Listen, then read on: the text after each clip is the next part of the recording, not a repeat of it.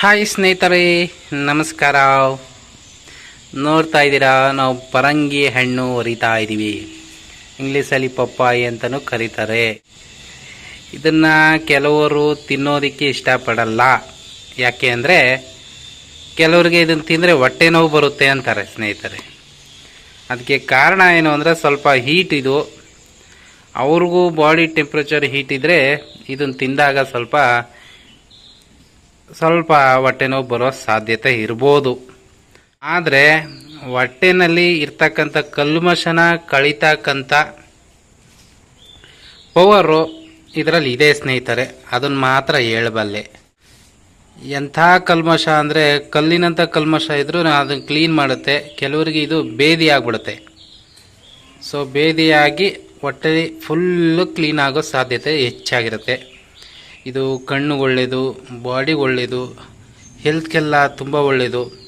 Sugar ಇರೋರು ತಿನ್ನಬಾರ್ದು ಅಂತಾರೆ. ಏನು ತಪ್ಪಿಲ್ಲ ಸ್ನೇಹಿತರೆ, ತಿನ್ನೋದ್ರಿಂದ ತುಂಬ ಒಳ್ಳೆಯದು. ಶುಗರು ತಿನ್ನಬಾರ್ದು ಅಂತ ಯಾರಾದರೂ ಹೇಳಿದ್ರಾ? ತಿನ್ನಲೇಬೇಡಿ. ಬಟ್ ಕಾಯಿ ತಿನ್ನಿ. ಇದು ಪೂರ ಹಣ್ಣಾಗಿದೆ. ಹಣ್ಣನ್ನು ಕಂಟ್ರೋಲ್ ಮಾಡಿ ಸ್ವಲ್ಪ ಕಾಯಿ ತಿನ್ನಿ. ಅದರಲ್ಲಿ ಸ್ವೀಟಿನ ಅಂಶ ಕಮ್ಮಿ ಇರುತ್ತೆ. ಹಣ್ಣಾದರೆ ಸ್ವೀಟು ಜಾಸ್ತಿ ಆಗುತ್ತೆ. ಇದು ಎಷ್ಟು ಅಮೋಘವಾದ ಶಕ್ತಿ ಹೊಂದಿದೆ ಅಂತ ಹೇಳೋದಕ್ಕೆ ಆಗಲ್ಲ ಸ್ನೇಹಿತರೆ. ಈಗಿನ ಕಾಲದಲ್ಲಿ ಜಂಕ್ ಫುಡ್ಡನ್ನು ಜಾಸ್ತಿ ಮಾಡ್ತಾಯಿದ್ದಾರೆ. ಜಂಕ್ ಫುಡ್ಡಿಂದ ಹೊಟ್ಟೆ ನೋವು, ಹೆಲ್ತ್ ಇಶ್ಯೂಗಳು ಜಾಸ್ತಿ ಆಗ್ತದೆ. ಆಸ್ಪತ್ರೆಗೆ ಹೋಗ್ತಕ್ಕಂಥ ಸಮಸ್ಯೆಗಳು ಜಾಸ್ತಿನೇ ಆಗ್ತವೆ ಹೊರತು ಯಾವುದೇ ಕಾರಣಕ್ಕೂ ಕಮ್ಮಿ ಆಗೋದಿಲ್ಲ.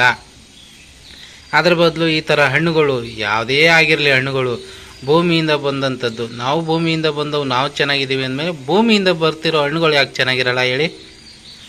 ಅದಕ್ಕೆ ಹೇಳೋದು ಸ್ನೇಹಿತರೆ, ಮನುಷ್ಯ ಕರೆದು ಮಾಡಿರ್ತಕ್ಕಂಥದ್ದು ಯಾವತ್ತಿದ್ರೂ ಸಮಸ್ಯೆ ತಂದಿಡುತ್ತೆ. ಅದೇ ಭೂತಾಯಿ ಕೊಡ್ತಕ್ಕಂಥದ್ದು ಯಾವತ್ತಿದ್ರೂ ಒಳ್ಳೆಯದೇ ಮಾಡುತ್ತೆ. ಭೂಮಿ ನಮಗೆಲ್ಲ ಒಳ್ಳೆಯದನ್ನೇ ಕೊಡ್ತಿದೆ ಹೊರತು ನಮ್ಗೆ ಯಾವುದು ಕೆಟ್ಟದ್ದನ್ನು ಮಾಡ್ತಿಲ್ಲ. ಇವನು ಮಾಡಿದ ಪಾಪನ ಭೂಮಿ ಒಂದ್ಸರಿ ಮೈ ಕೊಡುವುದ್ರೆ ಸಾಕು, ಭೂಕಂಪ ಆಗೋಗ್ಬಿಡುತ್ತೆ. ಅದು ಮನುಷ್ಯ ಮಾಡಿದ ಪಾಪಕ್ಕೆ ತಕ್ಕನಂತೆ ಅವ್ರ ಮೈ ಕೊಡುತ್ತಾಳೆ ಭೂತಾಯಿ.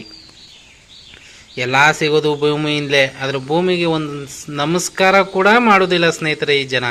ಪರಂಗಿ ಹಣ್ಣನ್ನು ನಾವು ಹೊರಿತಾ ಇದ್ದೀವಿ. ಹೊರದ ತಕ್ಷಣ ತಿಂತಾ ಇರೋದೇ ಸ್ನೇಹಿತರೆ. ಪರಂಗಿ ಹಣ್ಣು ನನ್ನ ಅಣ್ಣನ ಮಗನು ಅದನ್ನೇ ಕಾಯ್ತಾ ಇದ್ದಾನೆ ತಿನ್ನೋದಕ್ಕೇ. ನಾನು ಅದನ್ನೇ ಕಾಯ್ತಾ ಇದ್ದೀನಿ ಸ್ನೇಹಿತರೆ. ಬಾಯಲ್ಲಿ ನೀರು ಬರ್ತಿದೆ. ಎಷ್ಟೊತ್ತಿಗೆ ಹೊರದು ಆಗ್ಬಿಡುತ್ತೋ ಅಂತ ಅನಿಸ್ತಿದೆ. ನಮ್ಮಮ್ಮ ಹೊರಿತಾ ಇದ್ದಾರೆ ನೋಡಿ. ನಾವು ಮೇಕೆಗೂ ಕೂಡ ಕೊಡ್ತೀವಿ ಇದನ್ನು. ನೋಡ್ತಾ ಇದ್ದೀರಾ ಸ್ನೇಹಿತರೆ, ನಾವು ಹಣ್ಣು ತಿಂತಾ ಇದ್ದೀವಿ, ಇದು ಸಿಪ್ಪೆ ತಿಂತಾ ಇದೆ. ಆದರೆ ಸಿಪ್ಪೆನ ಯಾವ ರೀತಿ ಬಿಡದೆ ತಿಂತಾ ಇದೆ ನೋಡಿ.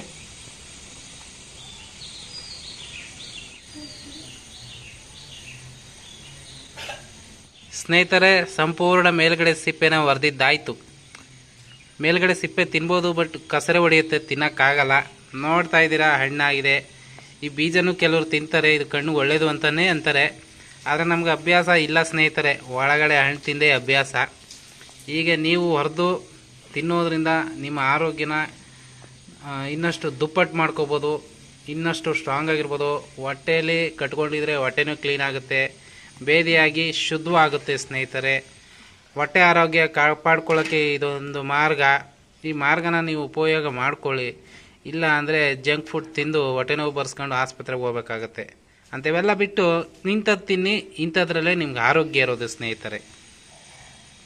ನಾನೇನು ತಮಾಷೆ ಅಂತ ಅಂದ್ಕೋಬೇಡಿ ಸ್ನೇಹಿತರೆ, ಸೀರಿಯಸ್ ಆಗಿ ಹೇಳ್ತಾ ಇದ್ದೀನಿ. ಇದನ್ನು ತಿನ್ನೋದ್ರಿಂದ ಒಳ್ಳೆಯದೇ ಆಗುತ್ತೆ. ಇದನ್ನು ನೆಗ್ಲೆಕ್ಟ್ ಮಾಡೋಕ್ಕೋಗ್ಬೇಡಿ. ಆದಷ್ಟು ತಿನ್ನೋದು ಕಲ್ತ್ಕೊಳ್ಳಿ. ನಿಮ್ಮ ಆರೋಗ್ಯಕ್ಕೆ ನೀವೇ ಹೊಣೆಗಾರರು, ಬೇರೆ ಯಾರೂ ಅಲ್ಲ.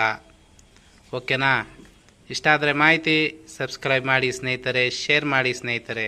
ಇಂಥ ಉಪಯೋಗ ಆಗ್ತಕ್ಕಂಥ ಮಾಹಿತಿಗಳಿಗೆ ಬೆಂಬಲ ಕೊಡ್ತಾಯಿರಿ. ಹೀಗೆ ನಮ್ಮ ವಿಡಿಯೋಗಳನ್ನ ನೋಡ್ತಾ ಇರಿ ಸ್ನೇಹಿತರೆ.